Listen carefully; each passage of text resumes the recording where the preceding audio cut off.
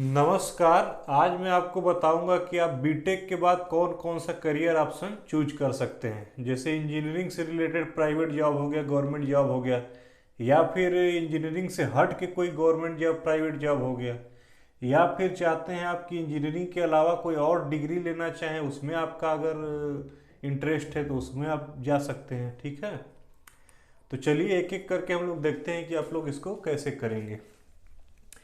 तो पहले नंबर पे गेट एग्जाम, जो कि इंजीनियरिंग के थर्ड ईयर या इंजीनियरिंग के फाइनल ईयर या इंजीनियरिंग के फाइनल ईयर के बाद भी आप दे सकते हैं। ठीक है, तो गेट के थ्रू आप कहाँ जा सकते हैं। पहला नंबर है PSU, public sector unit. Public sector unit से आप आईओसीएल, भेल, गेल, सेल, एचपीसीएल, बीपीसीएल, एनटीपीसी जैसे कंपनी में आपको जॉब मिल जाएगी, जो कि पब्लिक सेक्टर होती है। तो इसमें क्या होता है कि आपका गेट स्कोर कार्ड और इंटरव्यू लेकर के आपको जॉब दे दिया जाता है। इसमें आपकी सैलरी होती है जो आपको 8 लाख से 20 लाख रुपए पर एनम तक सैलरी मिलती है, जो कि अच्छी खासी सैलरी है। और सारे इंजीनियर, लगभग लगभग सारे इंजीनियर इसी के लिए इंटरेस्टेड होते हैं। ठीक है, इसके अलावा आप इसरो और डीआरडीओ में कैसे साइंटिस्ट कैसे बन सकते हैं। इसमें इसमें आपको जाने के लिए आपको बीटेक में मिनिमम 60% या उससे एबव होना चाहिए, और आपके पास गेट स्कोर कार्ड होना चाहिए। इसके बाद ये अपना खुद का एग्ज़ाम लेती हैं, जो कि बहुत टफ होता है। इसके अलावा बाद आपका इंटरव्यू होगा, इसके बाद आप साइंटिस्ट बन जाएंगे। इसके बाद क्या होगा, आप चाहें तो गेट के थ्रू एमटेक में एडमिशन ले सकते हैं। एमटेक में एडमिशन कैसे लेंगे, गेट स्कोर कार्ड के थ्रू आपको एक इंटरव्यू होगा। जो यहाँ पे एडमिशन लेना चाहते हैं, जैसे आईआईएससी बंगलोर में आप लेना चाहते हैं, तो वहाँ पे इंटरव्यू होगा। इसके बाद आपको एमटेक के लिए एडमिशन दे दिया जाएगा। तो आईआईएससी बंगलोर जो है एमटेक के लिए सबसे टॉप इंस्टीट्यूट में गिना जाता है। ठीक है, उसके बाद आईआईटी हो गया, एनआईटी हो गया, उसके बाद स्टेट इंजीनियरिंग कॉलेज हो गया, वहाँ से आप एमटेक कर सकते हैं। एमटेक करने के बाद बहुत सारी प्राइवेट कंपनी आती हैं, वहाँ आप जा सकते हैं। नहीं आपका इंटरेस्ट है तो फिर आप गेट स्कोर के थ्रू आईओसीएल, भेल, गेल, सेल में आके आप जॉब कर सकते हैं। अगर वो एमटेक के बाद आप पीएचडी करना चाहते हैं तो वो भी कर सकते हैं। पीएचडी करके आप इंजीनियरिंग कॉलेज में प्रोफेसर बन सकते हैं। ठीक है, इसके बाद सेकंड नंबर पे आता है कॉलेज प्लेसमेंट। ठीक है, फाइनल ईयर में आपकी बहुत सारी प्राइवेट कंपनियां प्लेसमेंट लेने के लिए आती हैं बच्चों का। जैसे टाटा मोटर हो गया, हीरो हो गया, टीसीएस हो गया, यामाहा हो गया, एलएनटी कंस्ट्रक्शन हो गया, गूगल हो गया, महिंद्रा हो गया।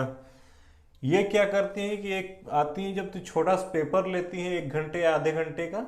इसके बाद आपका इंटरव्यू लेती हैं, इसके हिसाब से आपको शॉर्ट लिस्ट कर देती हैं। ठीक है, आप फाइनल ईयर में भी दे सकते हैं। फाइनल ईयर अगर आपका पास हो जाएगा, उसके बाद आप जा करके इनके कंपनी में ज्वाइन कर सकते हैं।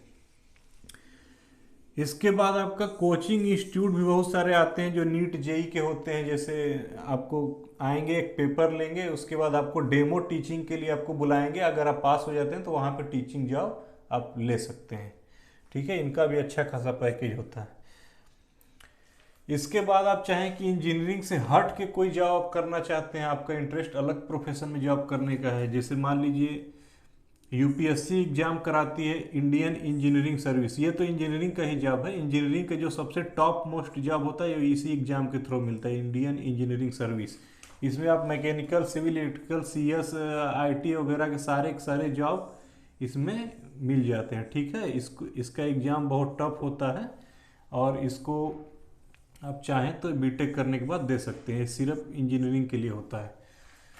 इसके बाद यूपीएससी सिविल सर्विसेज का एग्जाम लेती है, जिसमें आप IAS, IPS, Indian foreign service, Indian forest service, ये सब में आप जा सकते हैं। ठीक है, इसके बाद यूपीएससी एक एग्जाम लेती है CAPF, central armed police force. जैसे हो गया आर्मी, हो गया सीआईएसएफ, हो गया बीएसएफ, हो गया। इसमें आप असिस्टेंट कमांडेंट के पोस्ट पे डायरेक्ट आप भर्ती ले सकते हैं इस एग्जाम के थ्रू, यूपीएससी सीएपीएफ। ठीक है, इसके बाद आप कमांडर बन सकते हैं किसी भी सेना में।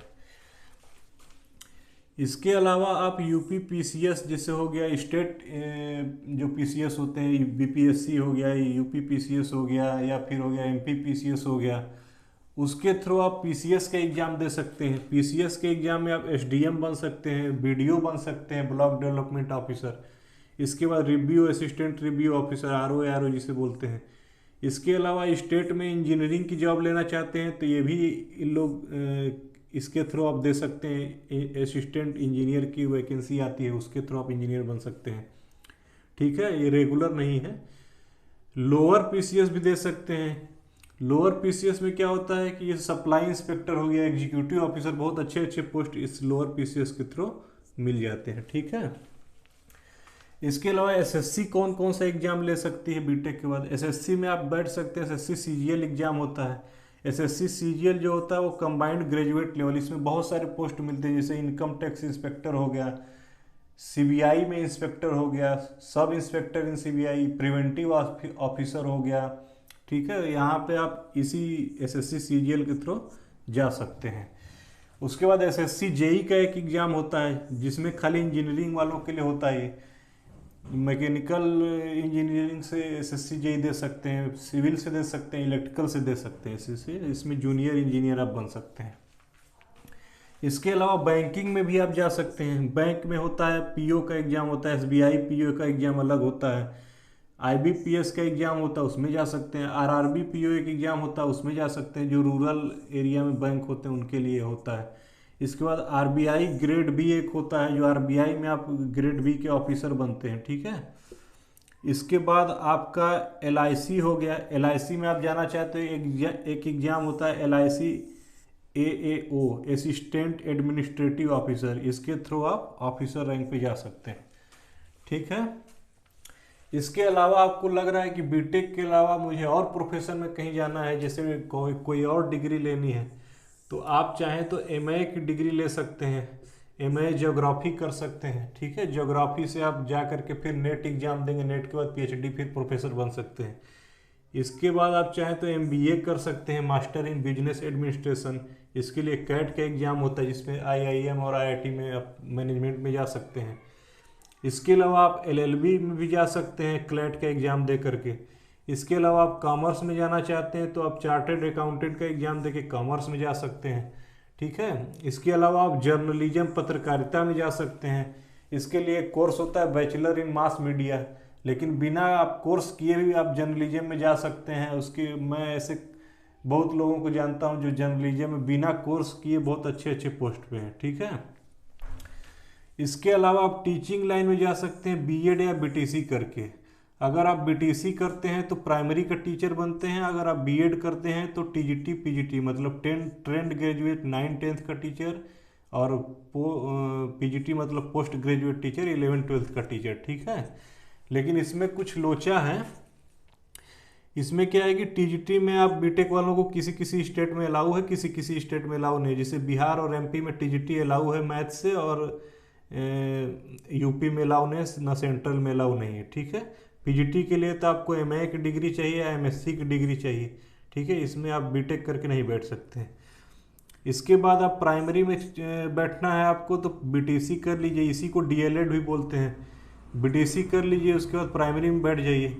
2023 से पहले बीएड को बीटीसी में प्राइमरी में अलाउ था, लेकिन 2023 के बाद सुप्रीम कोर्ट का फैसला आया जिससे प्राइमरी में बीएड बाहर हो गया। ठीक है, तो आप बीएड करके प्राइमरी नहीं बढ़ सकते, आपको बीएड बीटीसी करना होगा। ठीक है, कुछ रेगुलर एग्जाम है, रेगुलर एग्जाम जो हर साल होते हैं उनको मैं बता देता हूँ। जैसे आईएएस पीसीएस हो गया, एसएससी सीजीएल हो गया, एसएससी जेई हो गया, गेट हो गया, एसबीआई पीओ हो गया, आईबीपीएस पीओ हो गया, आईबीपीएस आरआरबी पीओ हो गया, आरआरबी ग्रेड बी हो गया, आईईएस हो गया, इंडियन इंजीनियरिंग सर्विसेज, सीएपीएफ हो गया, सेंट्रल आर्म पुलिस फोर्स। ये सब रेगुलर एग्जाम है। ठीक है, इसको आप दे करके हर साल आप चाहें तो दे सकते हैं, तो इसकी तैयारी आप डेडिकेटेड वे में कर सकते हैं। इसके अलावा अगर आपको कोई डाउट आता है तो आप कमेंट करिए और वीडियो को लाइक कर दीजिए। Thank you.